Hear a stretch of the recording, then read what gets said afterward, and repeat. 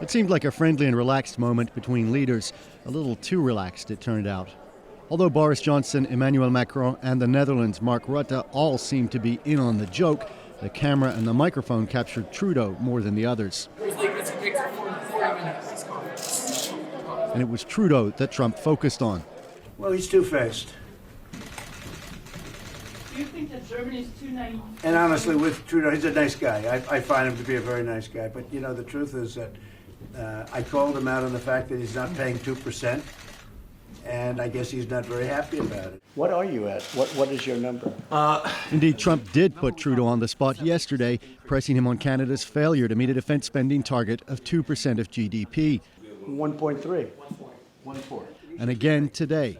Canada, they have money, and they should be paying 2%. So I called him out on that, and I'm sure he wasn't happy about it, but that's the way it is.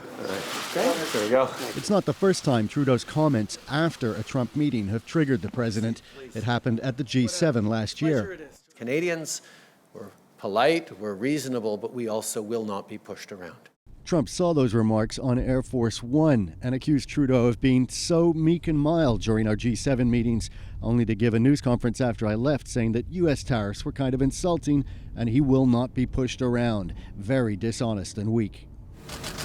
But if Trump seemed genuinely angry after the G7, he appeared more amused this time around. A microphone caught him this afternoon remarking how funny it was that he'd called Trudeau two-faced. That was funny when I said the guy's two-faced, you know that.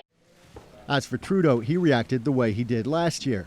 I think people know that the relationship between Canada and the United States is deep and goes far beyond the relationship between Prime Minister and the President. Although I will say, as you all know, we have a very good and constructive relationship between me and the President. The Prime Minister was already more conscious of his behavior overseas, especially after last year's highly criticized trip to India.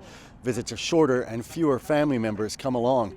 It may be that this trip leads to another adjustment. Evan Dyer, CBC News, Watford, England.